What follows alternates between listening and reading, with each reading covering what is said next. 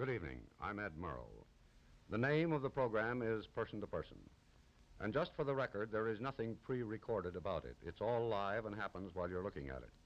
Tonight we'll be going to Beverly Hills, California, for a visit in the home of Adrian and his wife, Janet Gaynor, and then on to Philadelphia for a visit with the musical conductor, Eugene Ormandy. We'll be ready in exactly 20 seconds. Long distance, Maine to Florida. The American Oil Company, the drillers who produce oil, the scientists who refine it, the seamen who transport it, the men who deliver it, and the Amoco dealers who serve you. All the Amoco people calling you person to person. Janet Gaynor won the first Oscar ever awarded. That was in 1928 for her acting with Charles Farrell in Seventh Heaven. Miss Gaynor will also be remembered for her sensitive performance in A Star is Born, to name one of many films in which she starred. Her husband, Gilbert Adrian, is known to any woman who has ever read a fashion magazine or has taken time to read the credits on playbills or movie screens. Among other assignments was the wardrobe he designed for Greta Garbo when she played Camille. Adrian and Miss Gaynor have done something few others in Hollywood have succeeded in doing. They have managed to retire with grace and without regrets. Together with their son Robin, the Adrians live behind this entrance wall in a house up in the rolling hills above Beverly Hills in the fashionable Bel Air section of Los Angeles, a short distance from Sunset Boulevard and the UCLA campus. Good evening. Good evening, Ed. Good evening. Janet, it's been a long time since I've seen you on the screen. Are you through with acting? Well, yes, I guess I am. I stopped working really for two reasons. Partly because of my marriage, because I do think that two demanding careers are very difficult on a marriage. And then, too, I wanted to live a life other than that of a movie star. You know, it takes a great deal of energy to be an actress. And I, at least, didn't have enough to do more than work and sleep and work again. So I just felt that I wanted to live my own life. There seemed so many interesting things to know and to explore, and I wanted to travel, and, I wanted to explore mentally, too. Well, Adrian, you and Janet seem to have all the material needed to write a book called How to Live in Hollywood and Still Be Happy. Well, that's a very nice compliment, Ed, but I wish I had a formula for it. I can only say that Janet and I both have had very many other interests besides our careers, and so we feel that maybe that has helped to keep it stimulating and interesting. Certainly we've enjoyed it. Well, where's your son Robin now? Oh, unfortunately, he's away at school. I wish he could be here tonight to meet you, but we do have a picture of him in the studio. Would you like to see it? Yes, very much. All right, we'll go there. How old is he? He's 14. Aha.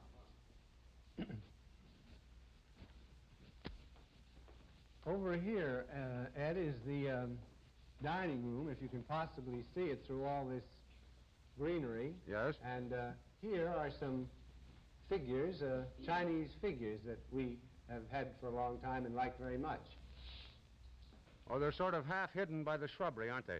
Yes, I think it must be rather difficult for you to get them. No, we can see them all right. Can you find? Well, let's go into the living room.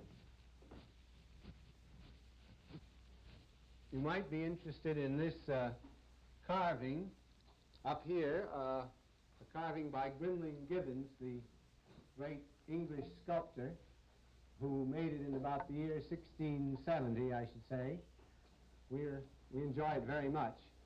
Well, Janet, I've been looking for another statue. Where do you keep the Oscar? I keep the Oscar in my bedroom. He's holding up some books, and I'm very proud to have him. Now, shall we go on to the studio? Yes, please.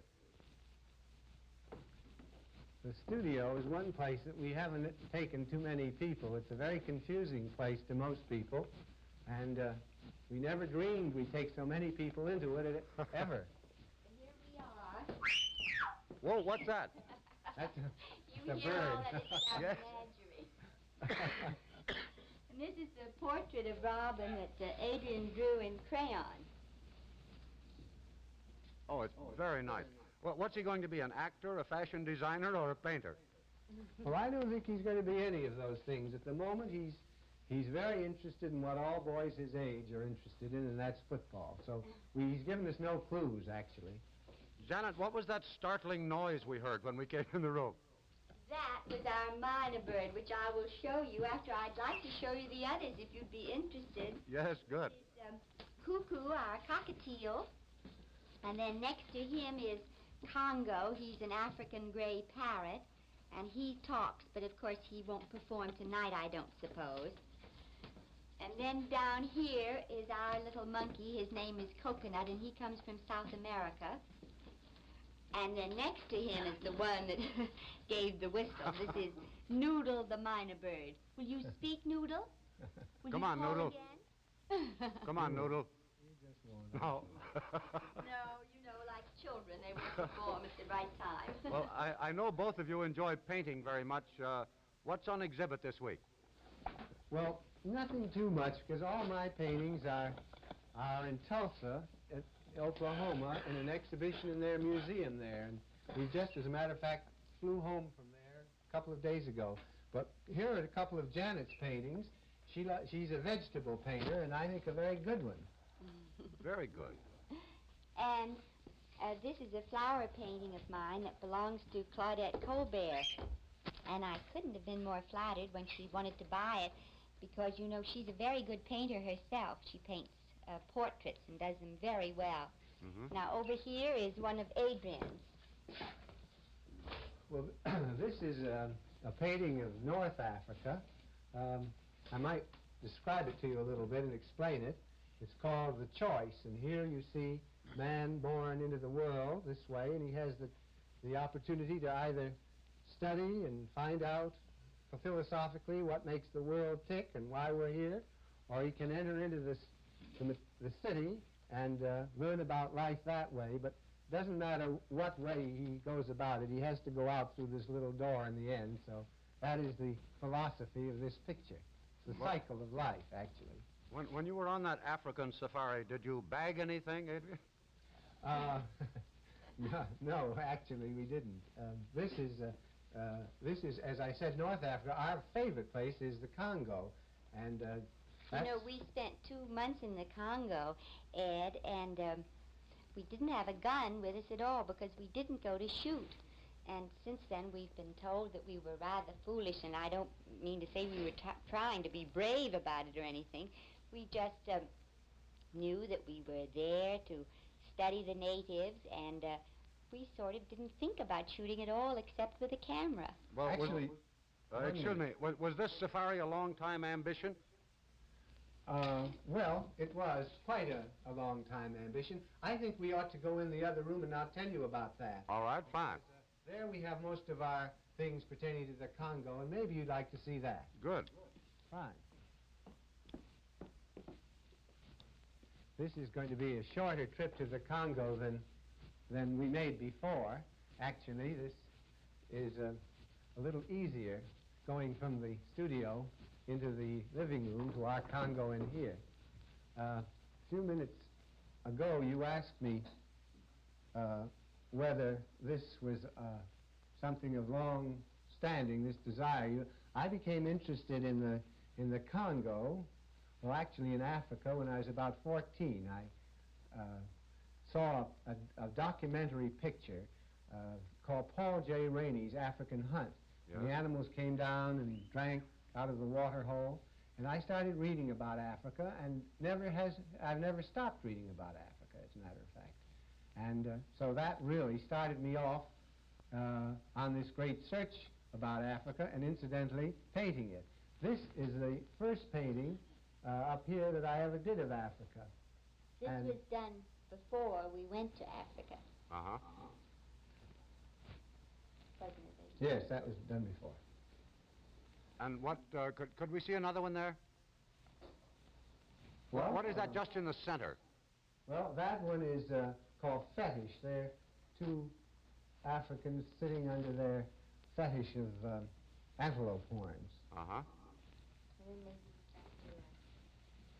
You know, when we went off When I had my first exhibition of paintings at Nerdler, the day after we set sail for the Congo to find out whether Africa was anything like the paintings. And here are a couple of pictures that may interest you. These are photographs. I hope you can get them. This is the king of the Watusi tribe. They're all about 9 feet tall, as you can see. Yes. And they did a war dance, which was very interesting for us. And after it was over, the king presented Janet with this bottle that you probably can see in the photograph. I'd like to show that to you. Don't you think that's interesting? That's I think it's just a beer bottle, but you see they do such beautiful beadwork. This is in red and white, and we don't know what the design means, whether it means lightning. I mean, I would rather think it did. And then the Pygmies brought one day a large beetle to us and actually handed it to Janet. This is the beetle. She can tell you a little bit about that because it was quite an experience. Don't you think he's quite a size? He certainly is. And he was alive when it was in her lap. And you know that this pygmy had him on the end of a string. I mean, the way a child would have a yo-yo. Yes. And of course, I hasten to tell you that he was not poisonous, or else I certainly wouldn't have been able to keep him. But we had quite a time at killing him because we had to spray him with DDT, and it took 3 days. It was very sad. And after all this, you still like jungle life? Oh, indeed we do. You know, we've just bought a farm in the interior of Brazil, and we're building a studio there, and we're going to go there 4 or 5 months a year and paint. Well, won't the switch from Hollywood to the fringes of a jungle be a little abrupt? Oh, I don't think so, Ed, because we're very jungle-minded, I'm afraid. We've even tried to have a bit of a jungle in the garden. You might enjoy seeing. It's far removed from the big jungles in Brazil, but to us it's a big jungle. And this large tree here that spreads all over the place actually was a bush when we planted it, and it is from Africa. As you see a little bit beyond, some banana trees, which we're hoping one day will give us some bananas, but this isn't the kind of climate, and I'm afraid we're not going to be very lucky. I'll go over and join Janet now. Janet, to get back to movies for a moment, things seem a little different today. I mean, it seems that men, not women, are the big stars now. Is that right? Well, yes, I think that's quite true, and you know, I think that that's because the men are really more individual. I think that each star can play his own particular part, and I think that in the days of Garbo and Shearer and Crawford, I think they were such definite types. I mean, they couldn't have played in the same pictures at all. And I do think that today the women have been more of a pattern. Well, Adrian, you were a fashion designer for a long time. Do you miss not doing it anymore?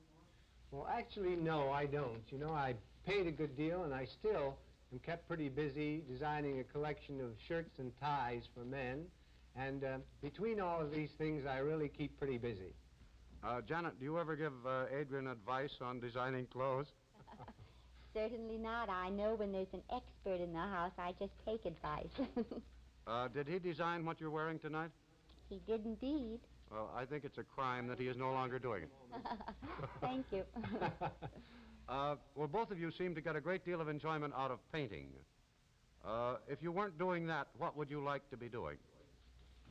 Well, I can tell you what I'd like to do, Ed. I think that I'm actually a thwarted zookeeper. And if I had my way, I'd probably like to have a zoo where I could capture all the animals in it and give them wonderful backgrounds to live in and enjoy them. I don't know whether Janet would like that, but that would be... Well, then I guess I would just be Mrs. Zookeeper. I have a feeling that when you get that place finished down in Brazil, you will probably end up by having not only a lovely house, as you have in Hollywood now, but a zoo in the backyard. We'd like that. We might. We'd like that very much. Well, thank you very much indeed, Janet Gaynor and Adrian, for letting us come out and visit you in your home in Hollywood this evening. Well, it's been a Enjoyed great it very pleasure. much. It's been very pleasant indeed. Thank you very much. In just a moment, we will be going down to Philadelphia to visit with Eugene Ormandy and Mrs. Ormandy. Hi, friends. I'm Bob Dixon. Perhaps you've heard the story of the young man, very silly young man, who used to knock himself in the head with a hammer because it felt so good when he stopped? Well, I'd like to talk to you about a knock that you'd be happy to stop, too, if you heard it. It's a knock inside your car's engine. That knock is exactly like the knock of a hammer on the top of your car's pistons. It's caused by gasoline that explodes instead of burning evenly. And that knock is a warning signal that you are losing power. Now, it can be caused by a metallic deposit that gets white hot and fires the gas at the wrong time. Now, additives in premium gasolines can leave such deposits because the additive doesn't always all burn. One premium motor fuel, Amoco gas, has no additives at all. Amoco gas is made in a different way without the use of any additive. Its high anti-knock value is refined right into the gasoline, not added later. Every drop of Amoco gas can burn. It cannot leave a metallic deposit that can cause offbeat firing in the cylinder, knock, loss of power. Amoco gas is unique, the gas that has no additive at all. Amoco gas delivers safe power, and that's the kind of power you want for your car. And now here's Ed Murrow. Eugene Ormandy is one of the outstanding musicians in this or any other country. His instrument is not one, but 104. He is conductor and music director of the famous Philadelphia Orchestra. He was born in Hungary, where he was a violin prodigy. Eugene Ormandy came to America and became a citizen before he was 30. It was in Philadelphia, where he's lived and worked since 1936, that Eugene Ormandy scored his first triumph as a major conductor. He substituted for an ailing Toscanini in 1931, and he won immediate recognition. Then, after 6 years with the Minneapolis Symphony Orchestra, he returned to Philadelphia, where he has been ever since. Eugene Ormandy and his wife, Margaret, better known as Gretel, live here in Midtown Philadelphia in a 4-room suite at the Bellevue Stratford Hotel. Just around the corner, only about 2 blocks away and very convenient, is the Academy of Music, home of the Philadelphia Orchestra and what might be called Eugene Ormandy's workshop. Mr. Ormandy is waiting for us.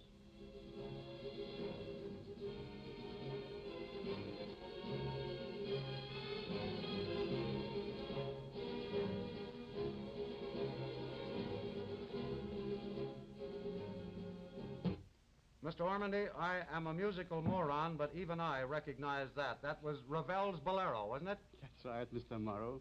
Do you always play that at this time on Friday evening? No. It just so happened that I received the record this morning in the mail, and I thought I'm going to listen to it right now. Well, Mr. Ormandy, I know that your orchestra season was to have started this afternoon. Do you have any news on the dispute that canceled the opening concert? No, Mr. Morrow.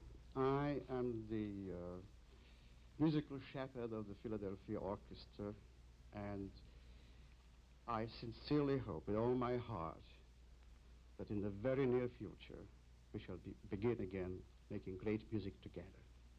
And your function is to conduct the orchestra, not to conduct negotiations, is that right? That's correct. Well, I know you played the violin many years ago. When you were a youngster, did you like to practice? No, Mr. Morrow, no, I didn't. I was just like any other 6 or 7-year-old child was. I loved to play my football. But I had a father who was very, very strict. He was a dentist, and my practice room was only about 2 rooms away from his office.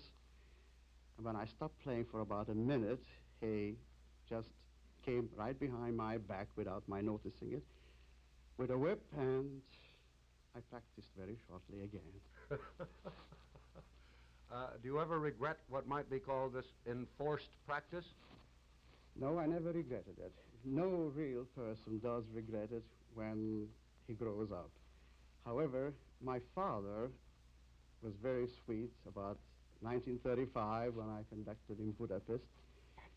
And I was asked to conduct at the Eucharistic Congress, a very important concert. Joseph Sigeti was my soloist. And my father was present with my mother. After the performance, although it was very successful, I noticed that my father was not too happy. And I asked him what was wrong. Well, first, he wouldn't talk. finally broke down, and with tears rolling down his face, he said to me, "You know, when I saw you work so hard all evening, and when I saw Sigurd play the violin, all I could think of, if I had only beaten you a little more when you were a little child, maybe you would have been playing the violin tonight, and he would have conducted the concert." So as far as my father was concerned, I was a flop. Well, where do you do your work now, Mr. Ormondy? Well, I do my work in the studio right next door, but I want to show you first this very lovely etching by an Austrian etcher, Schmutzer. I'm very proud of it because his daughter gave it to me 2 years ago. It's an etching by the famous Joachim String Quartet. It's a very famous etching, and I'm so happy to have it. Now, this is the room where I do my studies, right here. This is the chair in which I sit. My wife gave it to me about 2 years ago for Christmas. She says it's a good heart saver. I think that's what they call it. Here is the music, which I use, and here is my great inspiration, Toscanini. And I often turn to him when I'm in distress about anything. Well, I know, Mr. Ormondy, that some conductors are specialists and interpreters of rather special masters. What is your specialty? I always laugh when I hear people talk about specialists in music. I say, rightly or wrongly, that there are only two kinds of musicians, good ones and bad ones.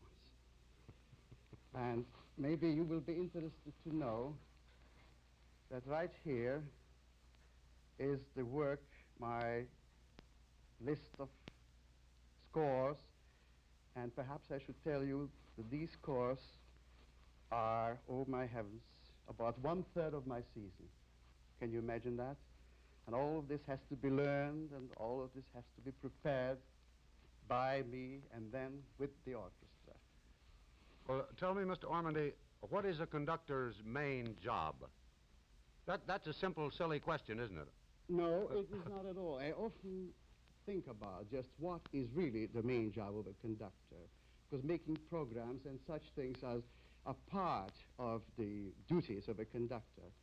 But I think the really most important job of a conductor is to make a group of men and women. We have 104 in our orchestra. They are all individualists. They're all great artists in their own right.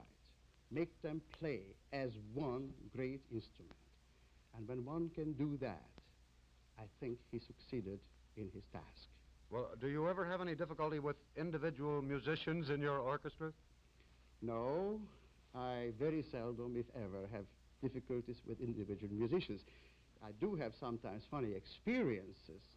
We had one just before I came to Philadelphia in an orchestra I was conducting, and we were rehearsing the Firebird Suite of Stravinsky.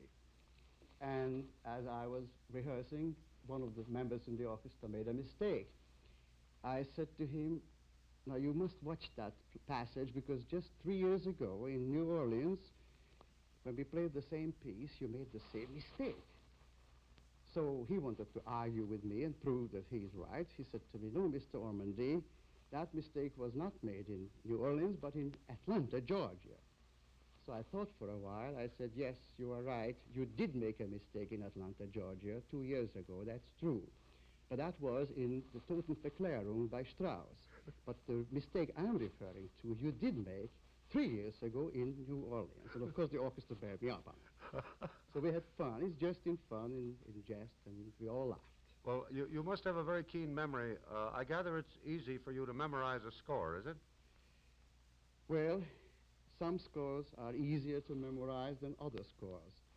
But all the study one does is usually done right here, prepares it, but I think the conductor's duty is to know his music before he goes. Well, does your memory ever fail you?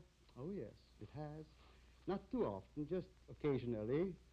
But just for example, once our orchestra was in England, in Manchester, I believe, and all I remembered, it was a Strauss composition I was to conduct. I walked on the stage after intermission. I should have asked someone what the next number is going to be, but I just knew it was Strauss. And because the night before we played Don Juan, I was prepared, and I got up, and I raised my arm, and of course, the Don Juan begins with a full orchestra, and just as I raised my arm and looked at my orchestra, I noticed that about 60% of them didn't put up the instruments. So I quickly looked at Mr. Lifshire, our first viola. I said to him, "What are we playing anyhow?" He says, "Till Eulenspiegel." I said, "Oh." So I lowered my arm, and I started to turn to the violins and gave the upbeat to the first violin section. It was only a fraction of a second, Mr. Morrow, but it seemed like eternity that evening to me, believe me. It must have. Where is Mrs. Ormonde, sir? She's in the living room, and would you like to meet her? Yes.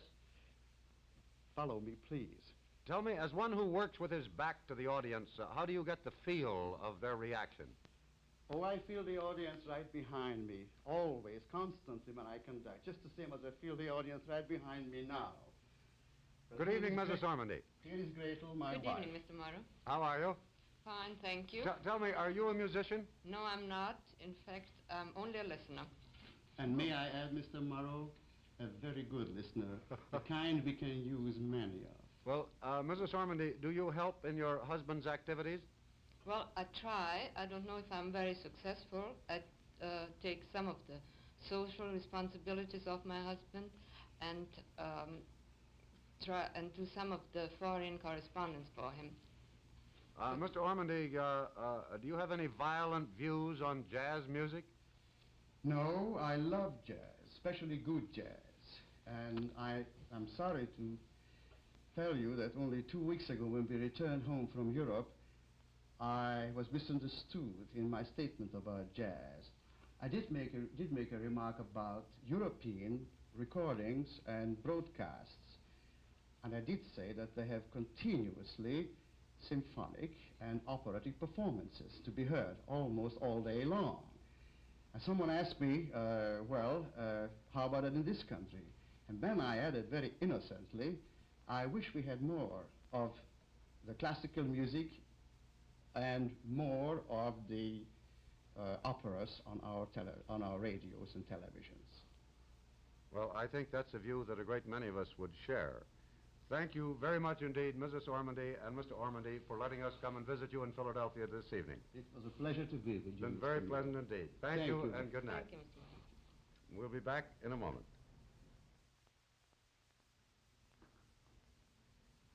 These are pictures of alleged perpetual motion machines, but of course there comes a time when friction takes over, and at that time the metal moving parts must be lubricated, the same as the moving metal parts inside your car's engine. That's when you need Permalube motor oil, the oil that cleans as it lubricates. Permalube motor oil reduces friction to the vanishing point and keeps your engine cleaner. So ask your Amoco man for Permalube motor oil and get this double protection. And now here's Ed Murrow. Next week on Person to Person, we will be visiting informally with Martha Ray and Muhammad Ali, the Prime Minister of Pakistan. There are some of the people who made this program possible.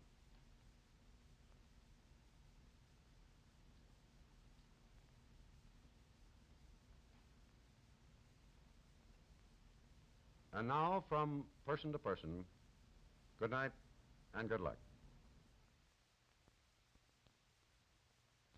Men, here's why shaving hurts. Makes your face burn and sting.